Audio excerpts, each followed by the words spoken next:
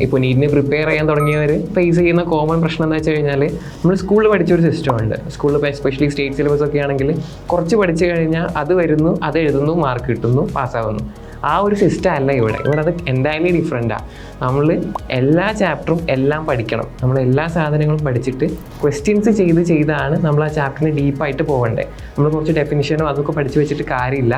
ആ ഒരു സിസ്റ്റം മാറി കുറേ ക്വസ്റ്റ്യൻസ് ചെയ്ത് ഓരോ ചാപ്റ്ററിനെ ഡീപ്പായിട്ട് മനസ്സിലാക്കിയിട്ട് ഓരോ കോൺസെപ്റ്റും ഡീപ്പാക്കി മനസ്സിലാക്കി ക്വസ്റ്റ്യൻസ് ചെയ്യുന്നതിൽ സ്പീഡ് കൂട്ടിയിട്ടാണ് നമ്മളിതിൽ എക്സാംസിൽ സ്കോർ ചെയ്യുക.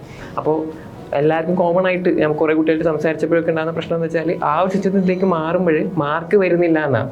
കാരണം സ്റ്റേറ്റ് സിലബസ് ഒക്കെ പഠിക്കുന്ന സമയത്ത് നമ്മളൊരു 2-3 മണിക്കൂർ പഠിച്ചാൽ തന്നെ നമുക്ക് കുറേ മാർക്ക് കിട്ടും. ഇത് കുറേ പേര് രാവിലെ മുതൽ ഒരു 10-12 മണിക്കൂറൊക്കെ ഇരുന്ന് പഠിച്ചിട്ടും എക്സാംസ് വരുമ്പോൾ അതിൽ B ഗ്രേഡ് C ഗ്രേഡ് അങ്ങനെയൊക്കെ കിട്ടുക എന്നാണ് കുറേ പേര് കംപ്ലയിൻറ്റ് പറഞ്ഞിട്ടുള്ളത്. അപ്പോൾ നിങ്ങൾ മനസ്സിലാക്കേണ്ടത് അത് നോർമലാണ്, എല്ലാവർക്കും അങ്ങനെ തന്നെയാണ്. നമ്മൾ ഇത് ഗ്രാജുവലി ഇമ്പ്രൂവ് ചെയ്ത് നല്ലോണം ടൈം എടുത്ത് കൂടേണ്ട സാധനമാണ്. ആദ്യം മാർക്ക് നല്ല കുറവായിരിക്കും, അത് എല്ലാ ചാപ്റ്ററും തുടങ്ങുന്ന സമയത്ത് മാർക്സ് കുറവായിരിക്കും. അത് പിന്നെ മെല്ലെ മെല്ലെ ക്വസ്റ്റ്യൻസ് ചെയ്ത് സാധനം മനസ്സിലാക്കി കൂടി വരികയാണ് ചെയ്യുക. അപ്പോൾ അത് പെർഫെക്റ്റ്ലി നോർമലാണെന്ന് ആദ്യം എല്ലാവരും മനസ്സിലാക്കുക. പിന്നെ എക്സാംസിൽ മാർക്ക് കുറയുക എന്നുള്ളതാണ് കോമൺ ആയിട്ട് എല്ലാവരും പറയുന്ന ഒരു കൺസേൺ. അതങ്ങനെ തന്നെയാണ്. അത് നമ്മൾ ബാക്കിയുള്ളവരെ വെച്ച് കമ്പയർ ചെയ്ത് നോക്കുമ്പോഴാണ് നമുക്ക് ആ പ്രശ്നം വരിക.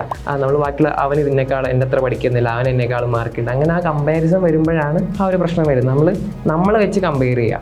ഞാൻ എന്തുകൊണ്ട് ഇമ്പ്രൂവ് ആയോ, കഴിഞ്ഞ എക്സാം വെച്ച് നോക്കുമ്പോൾ ഞാൻ എത്രത്തോളം ഇമ്പ്രൂവ് ആയിട്ടുണ്ട്, എനിക്ക് എന്തൊക്കെ മാറ്റം വന്നിട്ടുണ്ട്, ഞാൻ കൂടുതൽ സമയം പഠിക്കുന്നുണ്ടോ, അത് മാത്രം നോക്കിയാൽ മതി. നമ്മൾ വേറുള്ളവർ എന്ത് ചെയ്യുന്നതെന്നുള്ളത് നോക്കണ്ട. നല്ലപോലെ ഞാൻ നേരത്തെ പറഞ്ഞ പോലെ ടൈം എടുത്താലേ ഈ ഒരു റിസൾട്ട് വരുള്ളൂ. നമ്മൾ ഡെയിലി ഒരു 10 മണിക്കൂർ 12 മണിക്കൂർ ഇപ്പോൾ പഠിക്കുക, അത് നല്ല കൂട്ടി കൊണ്ടുവരിക. അതിനനുസരിച്ച് നമ്മൾ റിസൾട്ട് ഇമ്പ്രൂവ് ആയി വരുന്നതാവും.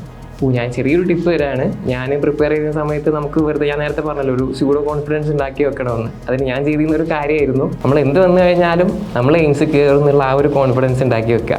എന്നിട്ട് ഇന്ന് രാത്രി ഉറങ്ങാൻ പോകുന്നതിൻ്റെ മുമ്പെയോ അങ്ങനെയൊക്കെ ആയിട്ട് ഇത് ആലോചിച്ച് തന്നെ കിടക്കുക. നമുക്ക് റാങ്ക് കിട്ടുന്നു, നമ്മൾ ഇൻ്റർവ്യൂ ചെയ്യാൻ വരുന്നു, നമ്മളെ പാരൻസിൻ്റെ ഹാപ്പിനെസ്, അങ്ങനത്തെ സാധനങ്ങളൊക്കെ ആലോചിച്ച് അങ്ങനെ അങ്ങ് ഉറങ്ങുക. അപ്പോൾ പിറ്റേ ദിവസം എണീക്കുമ്പോഴേ നമുക്കൊരു ചാർജ് ഉണ്ടാവും പഠിക്കാനുള്ള. ആ ഒരു ഇതിൽ കീപ്പ് ചെയ്ത് പോവുക. അതാണ് കൺസിസ്റ്റൻ്റ് ആവണമെന്ന് പറഞ്ഞത്.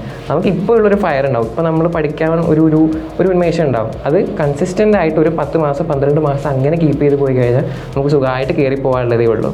അപ്പോൾ എല്ലാവരും സ്വയം വിശ്വസിക്കുക, അതിനനുസരിച്ച് വർക്ക് ചെയ്യുകയും ചെയ്യുക.